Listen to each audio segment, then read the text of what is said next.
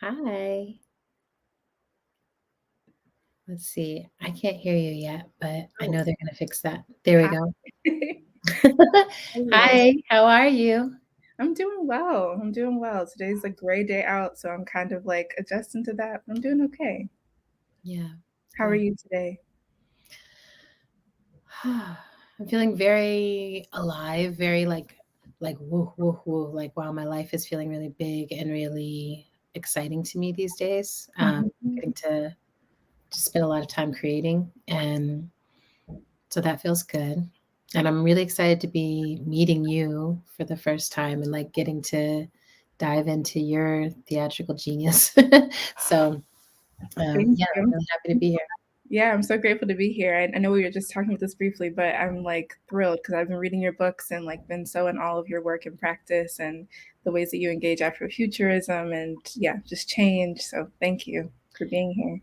Well, I'm really glad to be invited into conversation with you. And I'm really, yeah, I'm making this shift in my life towards theater and towards performance and towards sharing more. And so it's like, when the opportunity, I was like, oh my gosh, great. I want to like work together. And it feels like we're both creating into the same kind of future, if that makes sense. Absolutely. And so I always get really excited about that, like feeling like, oh, like your life has led you to that horizon as well. Like, what do you see? What do I see? Um, and and also I want to celebrate that you're on the cusp of something really massive Mhm. right now, which maybe we could start there and you could tell us a little bit about your play Amani and who Amani is and how love is at the center of that story. Yeah, Yeah. absolutely. Um, well, I started Amani in like the summer or in the summer of 2019, like around that time, before COVID, before everything and the pandemic. And I had just moved into my first own apartment, and I was thinking a lot about like what it means to be healing, what it means to be moving towards liberation for myself. I was Mhm. starting grad school and thinking about what it meant to like be carving out a little oasis for myself in my apartment and covering the walls with art and those kinds of things. And yeah, this play is very much inspired by like growing up as a Black person, as a Black child in my city, and like trying to This make is sense of Pittsburgh? Pittsburgh, yeah, where I'm from. Trying to make sense of just my identity and like who I belong, who I am in community with the people around me, having an incarcerated parent for a period of time, navigating families who are struggling with all of these different things in the wake of histories of oppression and their history of enslavement, etc. And yeah, the story kind of came out of all of that. And Amani is this like really witty, really funny, really extraordinary Black girl, Black child who is trying to find her own name, trying to find their own space in the world. Um, Mm. and yeah, she sort of goes through this journey of like reckoning with what that means, tearing apart these systems that have sought to contain her, these systems that have sought to contain her people. And then like beginning to name, what is the future? What is space? What does outer space look like for her? Because she's literally building a rocket ship. I didn't mention that, but she's building a rocket ship. Okay. Yeah, first, and then herself. So That yeah. sounds really thrilling. Mhm. And I read somewhere that love supreme was like one of the core ideas. It's one of the things that Amani is looking for. Yeah. And I was wondering, I'm always thinking about love on like multiple planes, like individual love, collective love, communal love, species love, planet love, black love, like, and the holy divine love. And I've really been immersed like this past year. My sister and I did a deep dive into Bell Hooks's All About Love and just were like, yeah, just I keep thinking about like what is the scale of love we need for this time. And Mhm. I wondered if maybe you had some wisdom on that, about what this love supreme actually is. Yeah. I think there's like so much that I'm interested in around like friendship, and around Mhm. like friendship as it might like as it is intimate, as it is whole, as it is full. So a love supreme becomes Amani's love for herself, for the ways that she comes to like carve out space for like witnessing herself in the mirror through her mother, and she's engaging with her mother who is an ancestor, and trying to like witness and make space for like the many different versions of herself too. And then it comes in the form of a character named Kofa, in the play, who is her friend, has been her friend since she was a kid, but who she kind of remembers and sees again, and then they end up falling in romantic love as well. But I think that friendship is kind of the core of what that love means for them. But a love supreme to me is all about love that enables me, when I think about it in my own life, to be like spacious and full, and to like honor my boundaries too. There was a quote that I was thinking about today from Emergent Strategy, the Prentice Hemphill quote, that you mentioned, the boundaries being the distance in which I can love myself, love you and myself simultaneously. And I love that so much, and that reminds me of like what a love supreme means, being able to be spacious, be full, and also know where I end and you begin. Yeah. Oh, I love that. Do you feel like you get to practice that? I think so. I think I'm moving more and more towards it, like on a daily basis. Like I'm like in this moment of like figuring out how I engage with my family back home, and like thinking about what it means to love and make space for my biological family, and also like honor my own self and honor my own. Mhm. I'm learning that in a real way right now. And then also like in my life with my partner, like trying to figure out how we build a healthy relationship with in a large absence of models for what that looks like. Like how do we, claim and name for ourselves like models like in our own families, like not having those, like how do we claim and name what that looks like for ourselves, and look for new models and new role models in that. That's so exciting. I think that that's what this whole time period is about. It's I keep thinking that there's inside of like the larger things of like, can we figure out our place on the planet and can we understand how to be with each other? I think there's also something around like purpose, that there's something purposeful about love. It's not the story we were told about it. There's actually something connected to how we're going to survive in the longest term that is Mhm. rooted in our ability to love each other with boundaries and with honesty and with creativity. Like, I feel like I keep coming across people who that's the heart of their creative work right now is just like, I want to write a love story that's different from the way I was raised to think of a love story. Mhm. Mhm. And so it's a love story that turns inward. It's a love story that really attends to who's at my sides and who flanks me and who's got my back. And it's a love of my ancestors and it's a love of those who are going to come through me in whatever ways life comes through. I think for those of us who create, it's like life comes through in many ways, Mhm. and yeah, I've just been thinking, I keep coming, I'm like, wow, it's so interesting after a pandemic. And while still in a pandemic and inside of climate crisis and all of these things, Mhm. even as someone who's like a futurist and I'm constantly trying to look ahead and understand, like love is the obsession inside of it. Like I'm like, okay, what kind of love is actually going to move us through to abolition? What kind of love is actually going to move us into relationship with the planet? What kind of love is actually enough, I feel also that so often I'm writing from a place of like longing for belonging. Like I'm like, Mm. someone hear all this experience of mine and hold me and say I belong. I belong. Right. Right. Yeah, like as I heard you talking about Amani, I'm like, it feels like you being like, here's some cards from my table. And like, can I belong? Which I guess this brings to another question. So as a playwright, like part of the reason I write books is because I'm like, this is gonna last forever and it's gonna go to everybody Mm. that can, like there's a broadness to it. And I'm getting really aroused by the idea of theater where it's like, this is gonna be for the people in this room on Mhm. this night, in this moment. And so it's like, it's not necessarily gonna go as wide, but it might go much deeper because we're gonna be immersed in this experience together. how did you know that playwriting was the art form for you, and how do you deal with that, you know, yeah, like the pressure that's on the experience of the play? Yeah, absolutely. Um, yeah, I think so much about that depth that you're talking about, like, because I think that there's something about breath, like sharing breath together in the Yes, same space and like experiencing something like that only is gonna happen in this way one time, like in this room. That yes. is like has always been so transformative for me. I like I started writing plays. I grew up like went to like an arts public magnet Oh, school, the yeah, yeah. school in high school in Pittsburgh.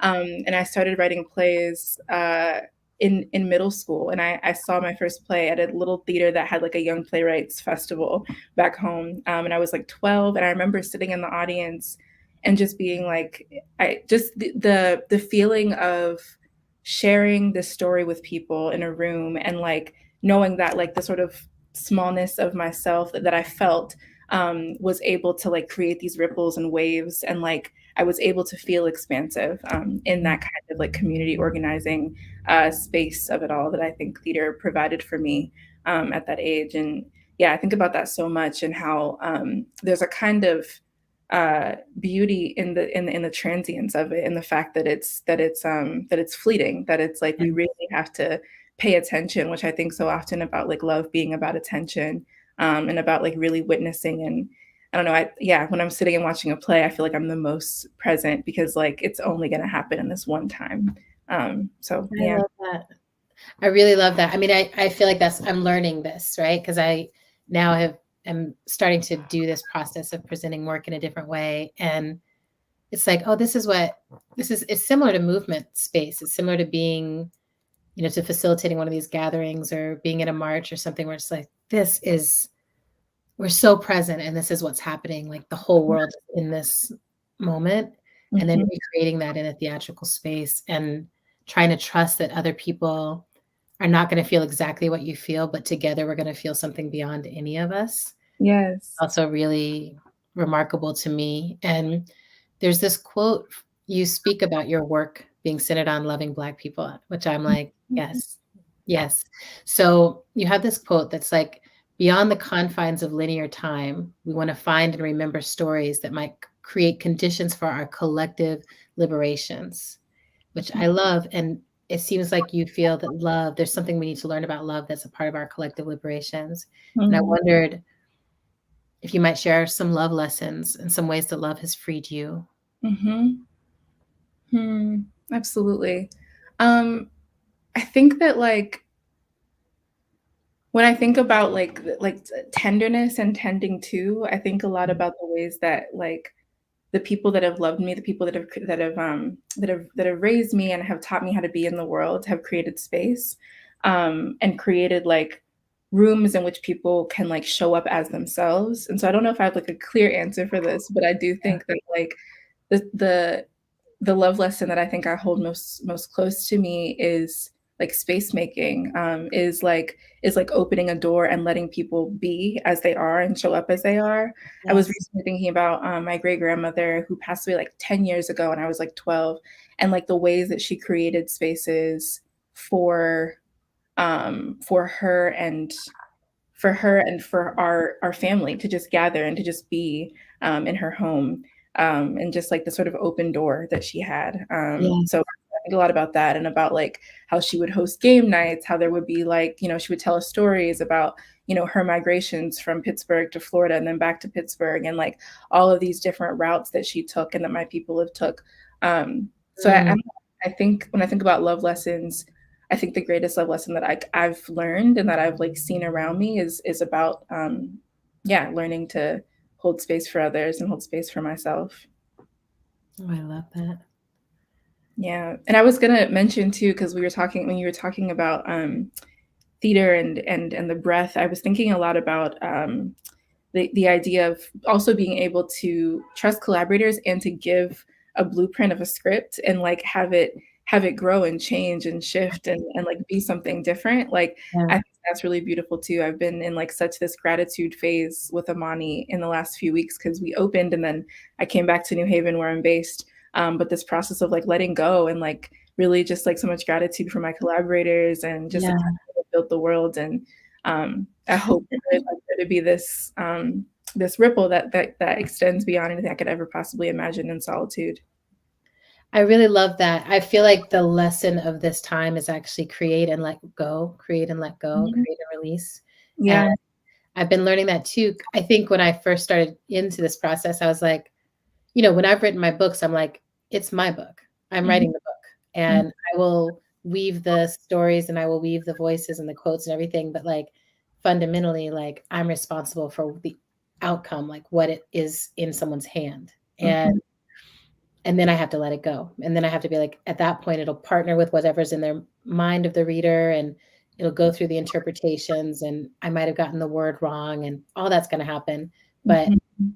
I know that the day it was released, it was what I wanted it to be. Yeah. And with the theatrical work, it's been so different. Like I came into it with that, like I have to know every single thing about it and I have to make sure. And I'm like, oh no, there's like a Mhm. director, Yeah. there's Yeah.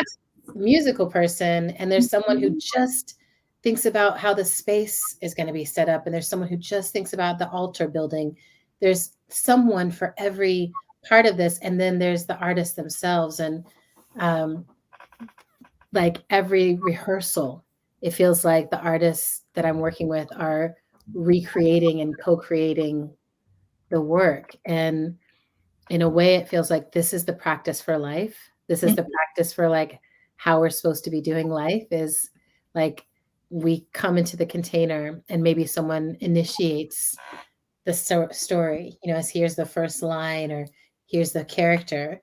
But then from that place, it's like every person's going to put their special touch on it, you know. And I'm thinking your lead character is Denise Manning, and Denise came and was a part of the ritual that I just did and Mhm. had a huge impact on the piece and like how it sounded. And anyway, to me, that's actually very exciting. Like I feel like theater is very much like, oh, this is the practice for life. And so how do we get more and more people into the theater? How do we get more and more people to understand that they can come and practice liberation together, practice um like maybe that's the plan. You know, we talked about planning for liberation and Mhm. like how do you plan to put yourself in the way of experiences that will liberate you from who you were when you walked in? Yeah. Yeah. Absolutely. And it's such a work of trust and of like, I mean, actually letting go and trusting and like holding each other. Like I think there's been so many moments where like the collaborators in the room, at this moment where we like we're struggling with a moment of this of the production and we all just like sat together in a circle and we're like, this is what we like Josiah, the director, is an extraordinary collaborator and is very much like, I'm gonna lead with vulnerability. I'm gonna name when I don't know something. But Yes. brought it to all of us and we're like, hey, we're struggling with this moment in the script and in this moment in the production. How can we all collectively imagine solutions for what how to tell this story most effectively? And we Yeah. came up with solutions that I could never have imagined on my own. Like we added things that like all of us were able to, you know, sort of add things and shift things. And it was such a transformative moment for me. And I think that was like also a love lesson, this idea of like collective work and labor and trust and like Yeah. pouring into a shared mission and a shared dream together. Mhm. How do you, you know, I'm always stuck in this place. Octavia Butler, I feel like one of the big lessons that she left us is you don't know who you're going to end up in the apocalypse with. So you just Mhm. need to get good at like working with a lot of different kind of people. Yes. And I've also had the experience of being like, you know, we're in the boat and it's not working, right? Mhm. Mhm. And I always feel the dance between those that I'm like, okay, is is it not working just because I have the privilege of saying this isn't working, you know, that I wouldn't have if the conditions were another level of dire? Or is Mm. that a mythology because actually times are already dire and you know, like are we just fooling ourselves to think that we can choose anymore who we're gonna do this stuff with, right? If it's like, wait, Right. maybe the universe is actually the one who's deciding this. But how Mhm. do you know when you found the right collaborators for creating liberatory work? Yeah. That's such a great question because I feel like there is a, like, I think that there is, like, an ideal, but Octavia Butler said it, like, that there's, you know, the I've been reading, Lilith's Brood series, and, Oh, like, yes. been just picking the people from I'm like, she doesn't get to, she's picking, she doesn't get her ideal community, but she gets a community. That's Um, cute. yeah.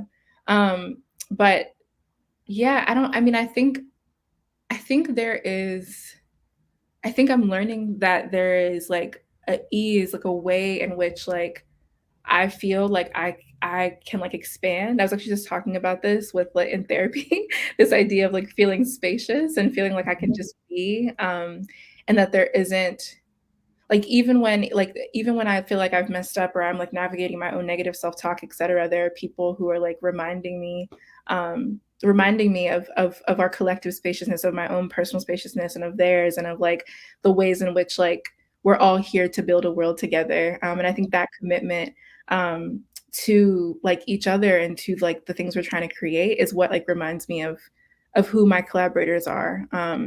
There was we had a series of community agreements that we made in the beginning of our rehearsal process where we, one of them was like trusting that we all, or like naming that we all care, that we all are like invested in this work. And I think, I don't know, that to me is one of the ground level, I love that. Yeah. I love that. I feel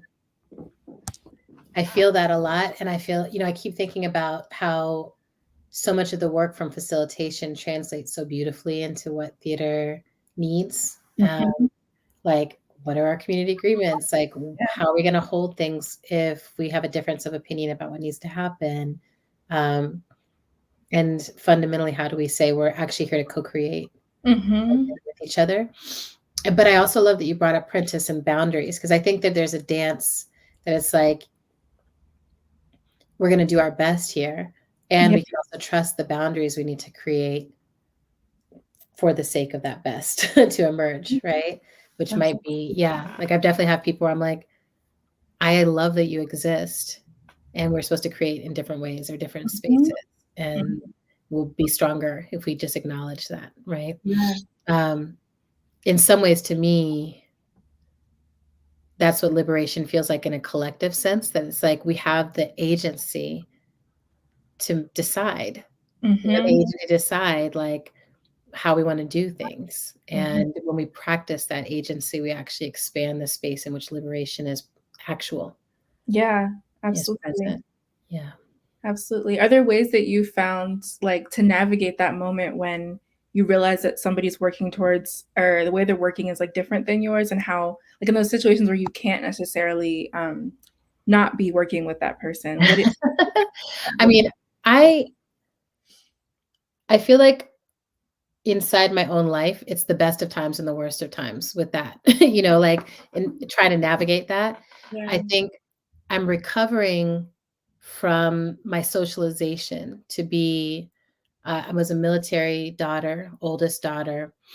And my father's survival strategy was really to try to move with compassion in every space and to try to like really hold the middle, right? Just like don't disturb the peace. He's a peacekeeper. He's a peacemaker. Like he's always like, hey, there's room for all of this. Let's, and so I was socialized into that. I'm like, yeah, we can find a way to do everything. And what I recognized sometime in my 30s, and I'm sort of unlearning now, is that a lot of times that tendency set me up to be like, the only way that's possible is if I completely silence my needs, right? Or my discontent or my whatever. And I had a friend of mine recently who was like, I was like, oh, everyone's going to be angry if I say this, if I say we need to do the work this other way or whatever. And she's like, so you're angry. And so is it okay for you to be angry and bury that and then everyone else is fine? And so a lot of it has been like, what does it look like if I actually trust my gut and trust my instinct and bring my voice into the mix? And like, it's also, as a facilitator, I spent 25 years being like, I'm not shaping the content. I'm just holding the container. But I think part of shaping the future is being like, no, I'm also going to shape I'm going to get in there. Yeah. Like, I'm part of the content. And so, even shifting from like nonfiction to fiction, where I'm like, I'm not just talking about how we all need to have ideas, but I'm like, I have specific ideas, right? Like there's all of that to me that I guess the long story short is like bringing myself in and letting myself be a real person in each interaction is one of the best ways I navigate that, because then I'm able to say to someone, the way you're talking to me, or the way you are talking to this group, or the way you're thinking about that, like, we're at odds. Let's Yeah. wrestle with it. And let's see if in the wrestling, we come to something that's more interesting for both of us, Mm-hmm. or the boundary becomes clear where it's like, actually, this doesn't want to wrestle in the same space. You should go do yours over there and I'll go do mine over here. And I'm like, it's actually all good, right? Because there is so much room. I think that's the other thing maybe is when I'm in a scarcity framework, then there's no room and I just have to work with this set of conditions, Yeah. right? And I'm like, nope, that's just capitalism. That's not true. Mm-hmm. I can creatively expand and create more room, even just by saying no to certain dynamics or yes to certain dynamics. Yeah. That's been really huge for me. It's just like, you know, theater is also teaching me this. I'm like, you don't have to have money to have something.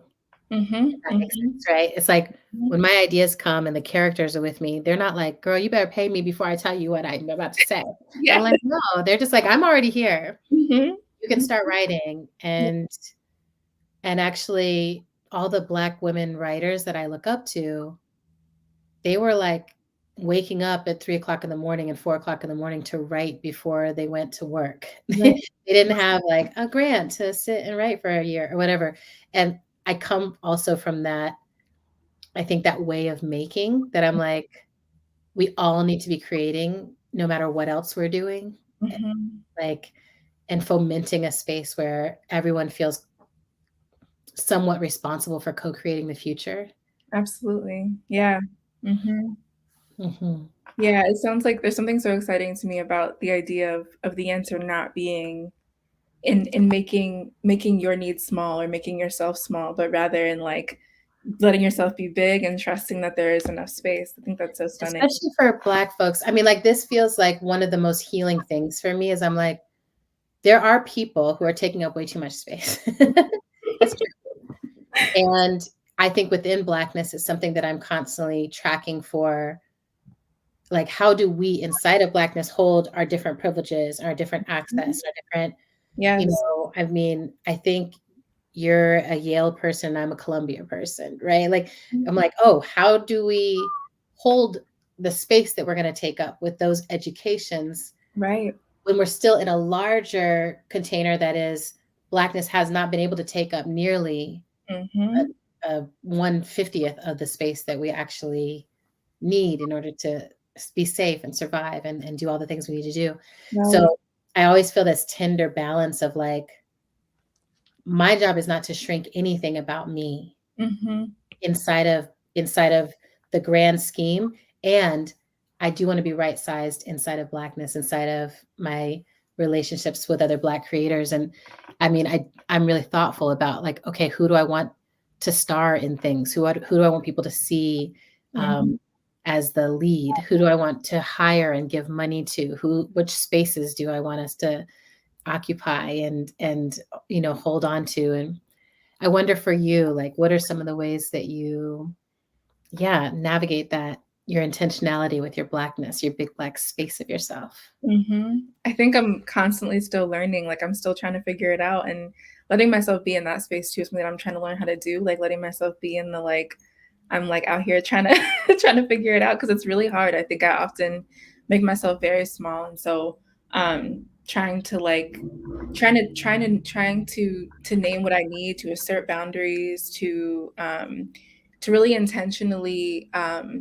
name like both like the privileges that I hold and also the spaces where I've been marginalized, like Okay. naming both of those things at once. Mm. And yeah, just trying to move with vulnerability, I think is one of the big things that I really am like trying to lean into around like space, because I think that oftentimes like in being afraid of being vulnerable, like that's one of the main ways that I made myself small. Like I've like hid of things that are like emotional, that are tender, that are not that are like not able to fit into this very like linear, like logic driven culture that like people try to act like is where we are. But I think like, yeah, I just trying to lead with vulnerability and lead with that openness.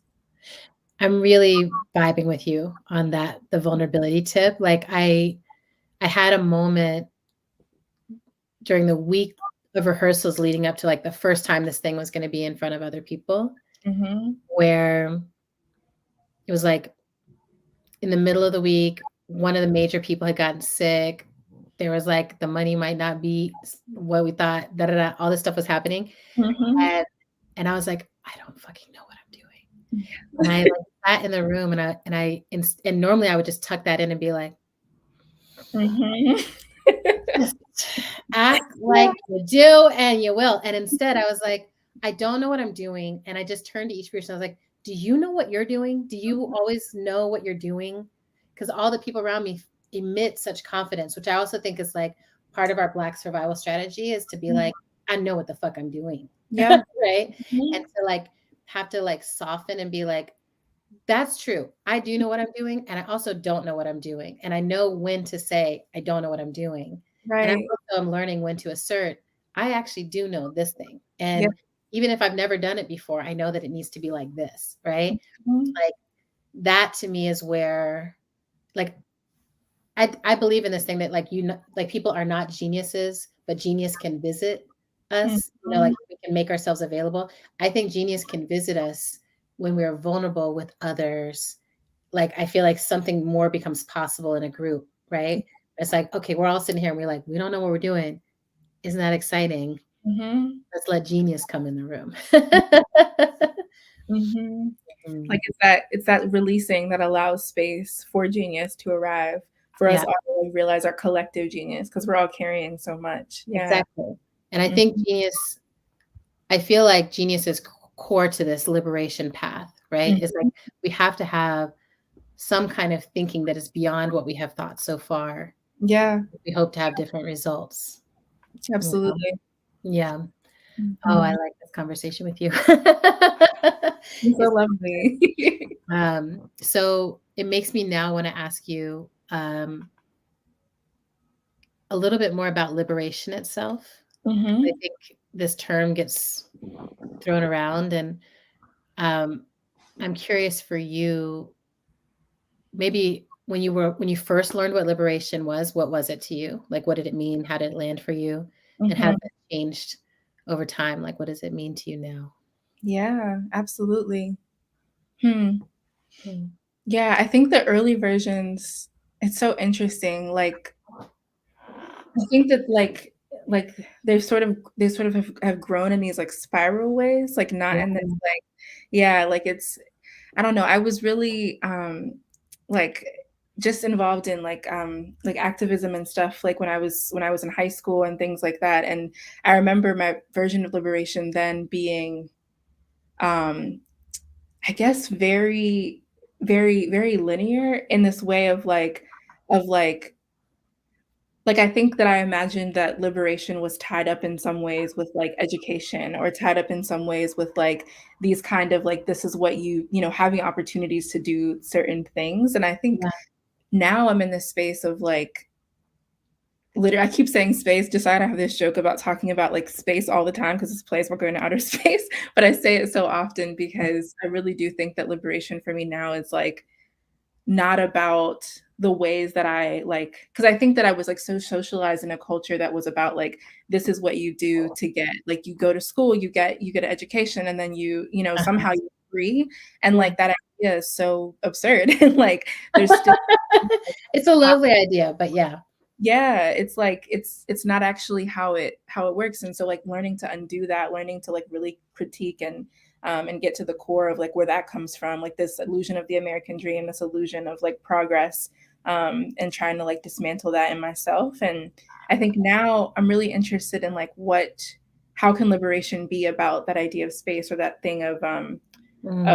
of care. I think care is at the core of it. Like when I think about a liberated future or liberation, I think about care for my my grandmother who's in a nursing home right now, and care Mm. for like you know adequate sustainable care in which she feels held and supported, in which she's able to like have what she needs and like get where she needs to go, Yeah. and like be. I think about care for like my cousin and my father and my uncles and folks who have been incarcerated, and like what does it mean to like to get out of prison and like to have what you need, or even to not ever be in prison at all. Like I believe that in the liberated future of my dreams, like there are not prisons, and so what is to like be thinking about like back to the core, like back to the moments of like my family's childhoods, like what does it mean to provide care from that point, and to imagine how they can be spacious and can have restorative care and restorative space.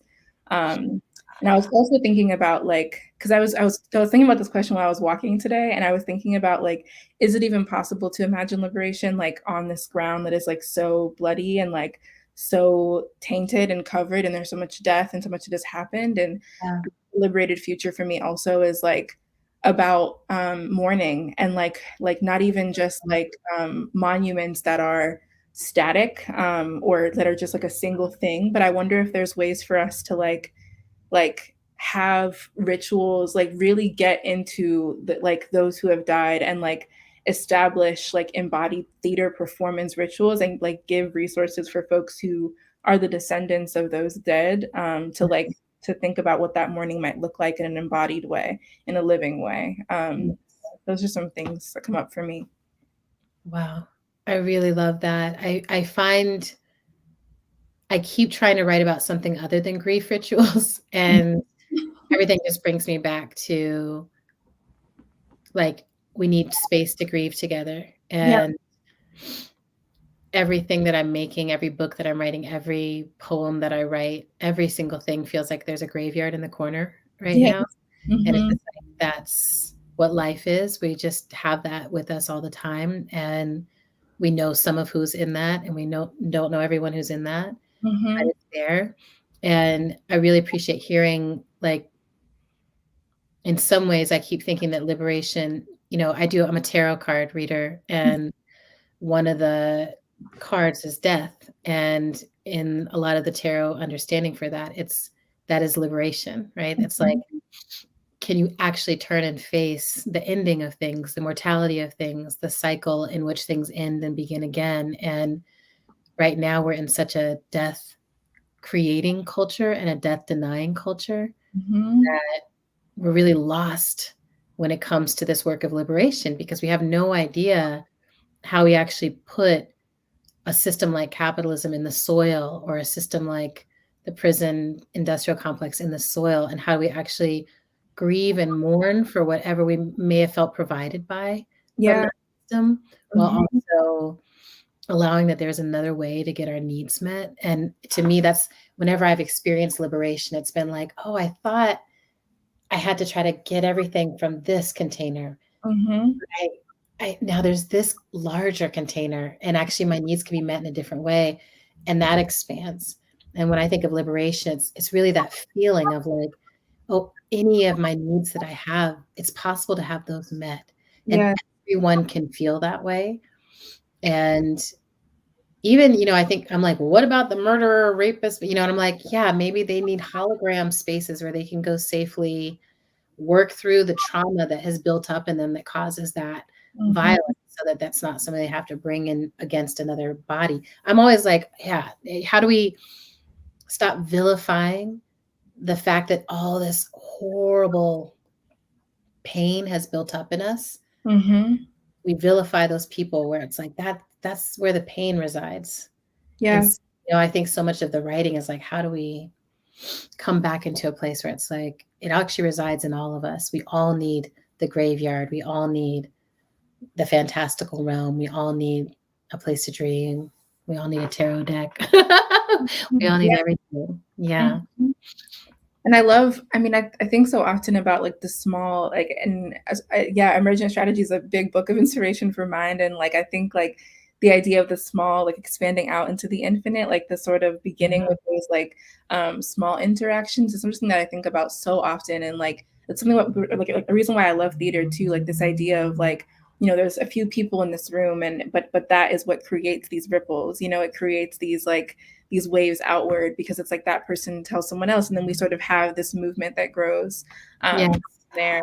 But when you're talking about these grief rituals, I'm working on this play right now that is about this cousin who's on a furlough from prison. She has like a 3-day furlough, and then they're mourning her mother, and it's her and her other cousin who come, and they just have these 3 days, and it's just them trying to figure out what to do and how to mourn and how to hold each other. Yes. But I'm thinking so much right now about like, it's just them and like that solitude, but also like that deep witnessing of these two cousins who grew up together, who are both only children, who are kind of like, they're the last people living of their families. Everybody has passed besides them. And so Wow. what does it mean to like sit with death in that way? And then at the play, they build a blanket for it and like read the obituaries of their parents together. But what does it mean to like to hold space and to hold ritual together in that way? I really love that.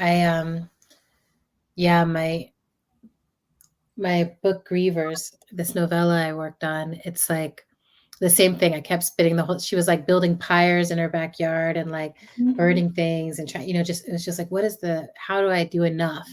Is it this altar that I build? And finally it was like, actually, I bake a cake and I sit quietly and I smoke a spliff. And I keep trying to be like, how do we get closer to what we really do? Because I think that people are like, oh, ritual, there must be some sacred, perfect way to do it. And I'm such a practical witch. Like for me, I'm like, I want it all to be very pedestrian and very mundane and very like I'm like, when I'm grieving, I really do like smoke a spliff and sit with my ancestral altar and light a candle and just try to remember all the stories I can about that person and like what they left with me, because I'm like, oh, I now carry a piece of them. Yeah. They don't have a material body in order to carry this piece. So I'm going to carry it in my material body for the rest of my days. And like, I take that seriously. Right. And I feel like, I don't know, but for me, it feels like liberation is tied up in that too. That it's like, I feel like I'm liberating myself from the idea that anything is only mine, right? That any experience is only mine, that any wisdom is only mine. And it lets me tap into, I'm like, oh, I'm in a river of Black feminist thought, and I'm in a river of emergent strategists, and I'm in a river of people who want to love and like live lives rooted in love and pleasure. Like I didn't start that. I'm not going to finish that. I'm in the river of it. And when I think that way, I can already feel our freedom. I can already feel our liberation because I'm like, I'm in the river. This is inevitable. And I'm just in it. And I don't know, that gives me a liberation in this instant, right? I'm like, oh, in the present moment, I'm freed from the like, that Western categorization and ownership thing. I'm like, no, I can free myself from that right way. Yeah. And we're both creating the same work, right? In a way, like we're contributing to the same field. And I don't know, that just excites me. There's something so freeing, and like I think it makes space for rest too, like this sort of easeful, like, like when I'm able to this work has been ongoing, that it's long work, that it's not work that's gonna, have a solution right now, but that I'm not alone, that there's people who are, that we can rest and somebody can take on this work and we can keep building and dreaming and care for ourselves too. So It makes me happy, AK. So, okay, I could keep talking with you, and I plan to for the rest of our lives. We can create and think together. And I also know that there's questions, I think, from an audience. So I'm like, I wonder how. Oh, okay. Here's one. They're like, we're on it. Okay. Yes. How can we collaborate as a community to create a love supreme on earth?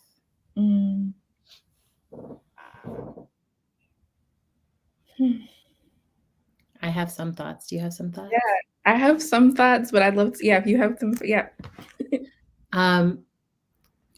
This might sound like very like kindergarten level, but I feel like we actually have to think about how we are as collaborators, right? Like I think the answer to this is inside of like, it doesn't help if I have a fantastical projected concept of how I am as a collaborator.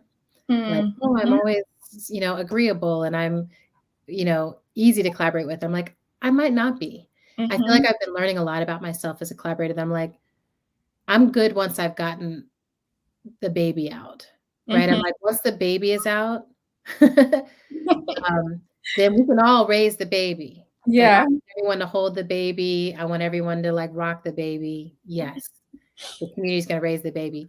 But I do need a period. If I'm going to collaborate well, I do need a period where I'm able to incubate something within me Yeah. and like get it to a place where I'm like, that's how I am. So the more I know that, like I'm working with Troy Anthony now and Charlotte Braithwaite and like all these incredible people. And part Mhm. of what's exciting to me is I'm like, okay, I got something to this level, right? Mhm. It's out of me, it incubated in me, and it's out here. Now y'all do the thing and you take it, and you're going to make sure that the baby understands about the rituals of Senegal, and you're going to make sure the baby understands about how to create a gospel chord that has 8 parts, and you're going to do this other stuff. Great. Mhm. But it's, there's something in there. And the more I understand that, the more real love comes into the creative process, because I'm like, my piece I was able to put in, and that, right? And other people collaborate differently. Other people are like, oh, I can collaborate back at the point of inception. I can collaborate, right? So I Yeah. feel like that part, like getting clear on how you are as a collaborator so you can find the people who can actually best work with you in that. And then I also think having regular conversations about where we're going, Mhm. not as a like the destination, but more like, what's the horizon looking like to you? Here's what Mhm. it's looking like to me, right? Mhm. And I want to make sure love is on that horizon, that I'm like, I feel love now and I see love on that horizon. And we're going to go over mountains and through streams and everything else. But Mhm. we're still looking at love, right? We're still heading in that direction and generating that. Mhm. And I find that guides me through the processes. Yeah. Absolutely. Absolutely. I love that so much. I think like I also think about like collaborating towards that love supreme to me is also about like intergenerational and like navigating like bringing in folks from all eight. Like I think there's so much wisdom to be learned like from elders and like with Yes. elders, and I think a lot about my grandmother and like just how often she like knows to calm me when I'm like anxious or She panicking. knows. She feels it. He feels it. And yeah, I think if I'm thinking about collaborating towards a love supreme, I'm thinking about, first of all, like love in all the ways love should love. We were talking about this earlier, but like what is Mm. love manifests, like friendship, intimacy, Yes. things like love being like a word that can hold so much, but can also take place in many different ways. So yeah, I think those are two big things that I would lean into, really holding the capacity of love to be many things and also very specific in terms of what it Yes. is not. Yes. And then also holding space for folks and I think intergenerational and also like gender expansive, like expansive in so many different ways in terms of like how we acknowledge and like witness the wisdoms that we all have to offer. So Yeah. that's a big thing too, is like for me, understanding that each of us has wisdom and like is holding an intrinsic wisdom within us, and like I love that. you're talking about the ways that theater allows us to like each person has a role and Yeah. is building a world towards that. I think that building a love supreme is really about acknowledging in community, is about acknowledging our collective capacity to like skill share and to share and to be in community around the things that we do know, even in the midst of things we don't know. I love this, and it also makes me, when I talk about, like, what love is not, I feel Mhm. like that's one of the biggest areas of collective unlearning, that I'm Yeah. like, love is not control, like, you don't control something and love it, Yes. and love is not abuse, like, you can't, Mhm. like, many of us are raised, like, "I'll beat the crap out of you, and that's because I love you so much," and it's like, Mhm. that's not love, that's something else, and it might be connected, you might be trying, but fundamentally, there's a way that love is protection, and love is care, and love is seeing, and love is slowing down, and I think that love supreme is one that where all of us can be inside of it. There's not Mhm. this, like, shadow side where it's like, if you meet this criteria, then you get to be loved. Like, I'm like, Yes. my love is like, I love everything, all of y'all, Mhm. and keep unlocking that divinity within yourself, so, yeah. That's Yeah. good. Okay, Anika Carter, how have you navigated the valleys, the struggles and challenges of liberation of self and community? Mhm. How have you done that? Yeah. I think, I think and again, like, I think something that I'm actively learning and, like, trying to figure out, but I think the biggest thing that comes up for me right now is, like, grace, um, And I think that what we were talking about before of like acknowledging the long work is something that keeps coming up for me over and over again. Like, Yeah. I think when I'm faced with challenges, in thinking through what liberation looks and feels like and in moving towards that, I think about the fact that like I'm not alone, that I'm surrounded by so many people who are like my ancestors who like, you know, I think there are people too that like we don't always like have space to name because they don't have a platform or they didn't have, you know, like this, that privilege, etc. But there are so many people who are like leading us on, whose words and wisdom and presence and life stands as a testament to this liberation. So I think that those valleys for me are navigated by that returning to self, that returning um, to all the ways that I'm surrounded. Um, yeah, and I think returning to self is a big thing for me too. Like the idea of I think I'm a yoga teacher and yoga practitioner, and so like, what does it mean to like be like to spend that time just like listening, to tuning in to like what the self needs, and really understanding or being aligned with the fact that like I have what I need within myself, and that being like that being a sort of core thing, yeah, yeah, I think that's really good. I think what I would isolation was the first thing that came to mind is like check the isolation, like try, you know, bring people in. yeah, But I also think since you covered that so well, the other piece that I would add is letting tension be there. And I feel like a lot of times those valleys, especially in community, I think sometimes they end up going much lower because we're not willing to name and be in principal struggle around the tensions. And it's like, there's a tension here. There's something going on. And if it can be named, taking the space and naming it, it's not possible in every condition. And yeah, I also know that like I've been in situations with people where I was like, oh, we can't name everything. And that's okay. We'll name everything we can. And we'll just say there's some tension. There's something in the room. And when I was facilitating a lot, I would always be like, let's name the elephants in the room. We may not actually be able to talk about all of them. We may not get to everything, but let's just name them so that they are present, so that we are aware that this is in the space and we're not tempted to pretend like everything's all golden perfect, because maybe that's also the thing, is releasing the idea of perfection yeah, inside yeah. of what a community process is supposed to look like. That it's like, actually, in all of my loving relationships, and with my lovers, with my friends, with family, with everyone, those struggles, if we turn and face them and get into them, make it a much stronger relationship and a much more honest relationship.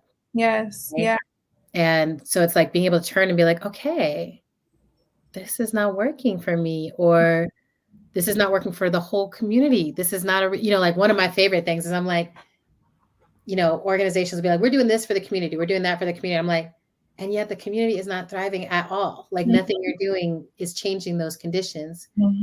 How do we actually do work that changes the conditions of our communities and changes the conditions of ourselves? And sometimes the valleys are in those places where it's like someone's saying that they're giving you a solution that is a false solution, that it's not actually working. And I think being able to be in the struggle is how you're like, this is not working.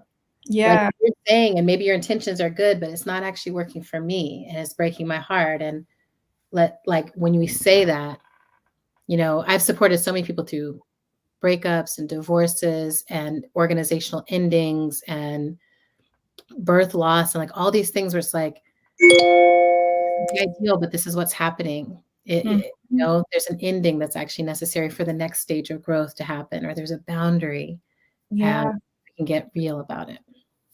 Absolutely. And that reminds me too of like the struggle of like navigating internalized oppressions or navigating internalized like things that like need to die within me. Like I think that's a struggle too. Like that sort of like valley of like, how do I come to terms with the things that I've like learned from the societal conditioning that I've been in? Like, Yeah. what does it mean to like really tend to those and to think through? And I think that being the first step in navigating any struggle for liberation is like like tending to and looking at where it shows up in me. It's the whole thing. I always tell people that I'm like, you're a front line. Mm-hmm. You're a front line, even whether you're privileged, whether you feel marginalized or oppressed, Yes. whether you are teaching, whether you are supposed to be a student, whatever it is, like every system in this world has some home in you.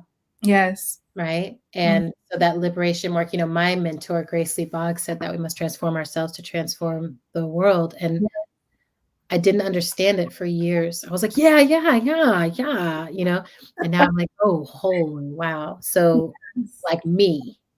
Mm-hmm. Oh, and it's blessed work. Right? Yes. Like every time I'm raging at the computer, or the TV, phone, or whatever, I'm looking at the news. I'm like, okay, what did I do Mm-hmm. or not do to Yes. contribute to this? Yes. And do I have the capacity to do something different? Mm-hmm. How would I generate that capacity? I love when like revolutionaries are in conversation because I think about the Tony Camp Bombard quote where she's like, Yeah. revolution begins in and with the South. And it's like they're saying the same. Yeah. Beautiful. It's the river. Yes. Yeah. Right? It's the river. I'm like, the ideas don't belong to them. Yeah. It's always, that's the dance with crediting all the time is I'm like, I want to credit everyone. And I know that the ideas are in the river. Yes. And I also want to credit where they show up in the river. Yeah. So I know that we are like coming up on time. Yeah. And I have to go. Up. We have 2 questions. Okay, great. I have to go right at 4. So maybe let's take both questions and then just do our best. Yeah, absolutely. Okay. I think we had one from Garrett. Okay, yep. Garrett says, I'm so invigorated by the idea of the collective in liberation. How do we collectivize for our liberation and get folks to find a sense of unity, togetherness, and see it? Beautiful. And then what's the other question? So we can have them dance with each other. How do you see theater? Oh, okay. I love this because these questions speak to each other. So I'll say my answer for this is to bring people into a space and give them a liberating experience together. I do it with music and storytelling and saying magic spells and, the things I do. But I think theater actually is this important ground for these liberatory experiences because then people go home and it's like, you have now been immersed and you've experienced it. You know it's possible. Now go and see how you grow that in your life. Yeah, absolutely. And I think for the second question on abolition, I think that there's often this question of like, what does abolition look like? And what is it, like what do we actually do once things are abolished? I think that's what theater is for me. Like, what is the thing that we grow? What are the ways that we build something like on that fertile ground from the destruction? I think that's something that I think a lot about with theater, and like that's what I think a lot about with my plays is like these blueprints. For I'm just one person, so like this one thing that I'm thinking about in terms of what I might grow or what this community of people that if we're all dreaming into this vision together might grow in the wake of those systems. And then the second other question is, I'm so invigorated. I put it in the chat. Yes, thank you. How do we collectivize for our liberation and get folks to find a sense of unity, togetherness, and see it? I really think that to me, it's about witnessing. Like I think the see it is like so like I think it kind of answers the question in and of itself. Yeah. Like there was a ritual that Josiah Davis had in our rehearsal process where we went around each day at the end of each day and said, I see you, do you see me? And then we just like each person said it and we ended with, we see each other. And like it was really beautiful. And I think a lot about that. So I would answer it in that way. And I would love to keep talking with you, Garrett. I know we're in school together, so I'd love to keep talking. Oh, cute. Well, I love that. We do that. We'll say thank you for your contribution to my future. Thank you for your contribution to the future. And I love that too. I could go on talking to you forever, and we will. And we're going to wrap up now. I want to say thank you to the National Black Theater. Y'all are the best and the bomb, and we love you so much. And I want to make sure that everybody goes to see Amani. So can you tell people everything they need to know about that? Yeah, Amani runs until March 12th. We just got extended, which I'm so grateful for. So we run for, I guess 2 more weeks. March 12th is the closing night. I would love to see y'all there. I'm AK, and yeah, I'm so excited to be sharing this work with you all. It was so blessed to do this. I hope everyone has a great day. Thank you. Thank you, Adrienne. So Thank lovely to you, meet you. AK. I'm hugging you. Bye. Bye.